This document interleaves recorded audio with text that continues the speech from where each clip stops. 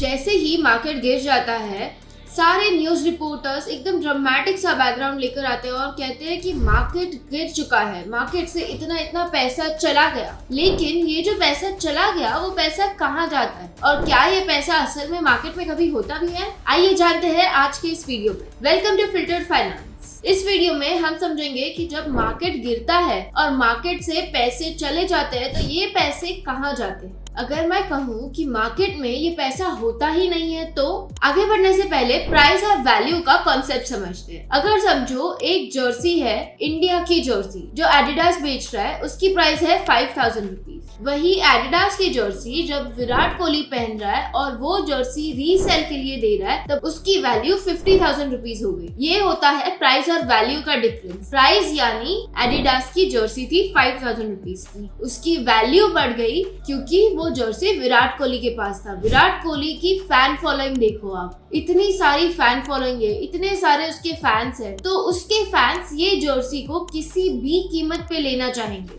इसीलिए उसकी वैल्यू तब बढ़ गई और 5000 से 50,000 बन गई, यानी 10 गुना ज्यादा प्रॉफिट। तो ये हुआ क्यों? हाई डिमांड की वजह से। अभी आपने ये तो समझ लिया होगा कि प्राइस और वैल्यू का क्या कंसेप्ट है। अभी जानते हैं ये जो स्टॉक मार्केट क्रैश होता है और स्टॉक मार्केट को नुकसान होता है, ये पैसे जाते कहाँ? अगर समझो मार्केट में एक बिस्किट का पैकेट है जो 10 रुपीज के प्राइस पे चल रहा है, वो डीमार्ट में भी है, रिलायंस सुपरमार्ट में भी है और ऐसे ही बड़े बड़े सुपरमार्ट्स में ये बिस्किट बिक रहा है एट ₹10। लेकिन जब ये बिस्किट 10 रुपीज पे है, इसको कोई भी खरीद नहीं रहा है, तो ऑटोमेटिकली बिकॉज इसकी डिमांड नहीं है तो इस बिस्किट की प्राइस डीमार्ट जैसे स्टोर ने 10 रुपीज से 8 रुपीज पे लाई और बिकॉज एक सुपरमार्ट ने इसकी प्राइस 8 रुपीज पे लाई तो हर किसी को 8 पे लानी पड़ी।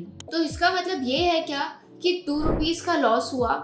नहीं, क्योंकि इसकी प्राइस 10 रुपीज पे ये सोच के सेट की गई थी कि 10 रुपीज पे इसकी डिमांड मिल जाएगी और लोग खरीद लेंगे, बट डिमांड नहीं मिलने की वजह से इसकी प्राइस को घटाना पड़ा। इसमें कोई लॉस हुआ नहीं है क्योंकि वो जो 10 रुपीज वाली प्राइस है, वो जो 2 रुपीज का ये डिफरेंस है, वो कभी मार्केट में था ही नहीं। ये डिफरेंस सिर्फ एक होप के ऊपर था कि लोग इसको 10 रुपीज पे खरीदेंगे, लेकिन डिमांड ना होने की वजह से इसकी वैल्यू 8 रुपीज पे आ गई और 8 रुपीज पे जैसे ही लोग इसको खरीदने लगे, लोगों को इसकी आदत होने लगी, वैसे ही प्राइस उन्होंने फिर से बढ़ा दी टू 10 रुपीज क्योंकि इसकी वैल्यू बढ़ने लगी। जैसे इसकी डिमांड बढ़ रही है, इसकी वैल्यू बढ़ रही है और इसीलिए 8 से फिर से 10 रुपीज पे चला गया। जब ये बिस्किट 10 रुपीज पे था तब इसका सप्लाई ज्यादा था और डिमांड कम था। जैसे इसकी वैल्यू घटा दी, 8 रुपीज कर दी, तो इस बिस्किट की डिमांड बढ़ गई और जैसे ही डिमांड बढ़ी, इसकी वैल्यू फिर से बढ़ गई और 10 रुपीज हो गई। तो स्टॉक मार्केट में जो ऐसे फ्लक्चुएशंस आते हैं वो भी इसी के बेस पे आते हैं।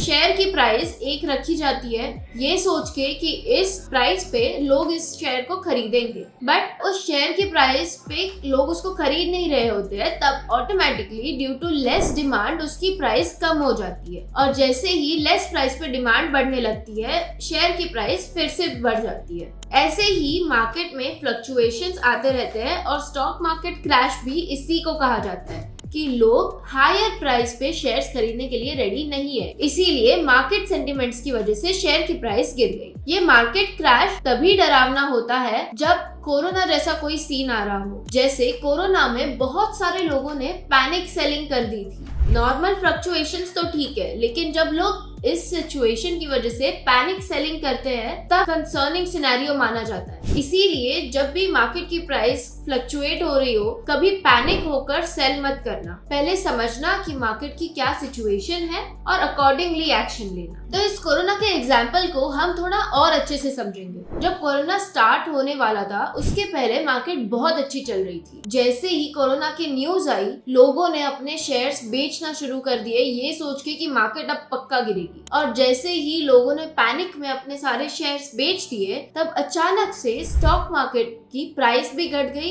और स्टॉक मार्केट में सप्लाई ज्यादा था और डिमांड कम। और वही अगर आप देखोगे तो मिड या लेटर टाइम ऑफ कोरोना में मार्केट ने अचानक से बहुत अच्छी रिकवरी दे दी, क्योंकि जब स्टार्टिंग में लोगों ने सारे शेयर्स बेच दिए, सप्लाई बहुत बढ़ गया और डिमांड कम थी, तो प्राइस कम मिली लोगों को। और जैसे ही लोगों ने देखा कि शेयर्स हमें कम प्राइस में मिल रहे हैं, तो सब ने शेयर्स खरीद खरीदना शुरू किया, जिसकी वजह से फिर से डिमांड बढ़ गई, प्राइस बढ़ गई और मार्केट ने बहुत अच्छा खासा रिकवर कर लिया। तो अभी आपको समझ आया, मार्केट से पैसा कहीं जाता नहीं है, लेकिन मार्केट सेंटिमेंट्स की वजह से लोग अपने शेयर्स बेच देते हैं, जिसकी वजह से सप्लाई ज्यादा होता है और जब सप्लाई ज्यादा होता है तब उसकी प्राइस कम हो जाती है और जब लोग ये कम प्राइस वाले शेयर्स खरीदने लग जाते हैं तो उसकी डिमांड फिर से बढ़ जाती है, जिसकी वजह से उसकी प्राइस बढ़ जाती है। तो ये होते हैं मार्केट के फ्लक्चुएशंस। इसमें असली पैसा कहीं नहीं जा रहा होता है, बल्कि ये डिमांड और सप्लाई का खेल है। आई होप अभी आप सबको ये कॉन्सेप्ट बिल्कुल क्लियर हो गया होगा। ये वीडियो आपको कैसी लगी ये हमें कमेंट करके जरूर बताना, और अगर आपको ऐसी ही एक वीडियो इंट्राडे पे चाहिए कि इंट्राडे में डिमांड सप्लाई ये कैसे चेक करें और अकॉर्डिंगली आप कैसे ट्रेडिंग कर सकते हो, तो हमें कमेंट करना डिमांड सप्लाई इन इंट्राडे।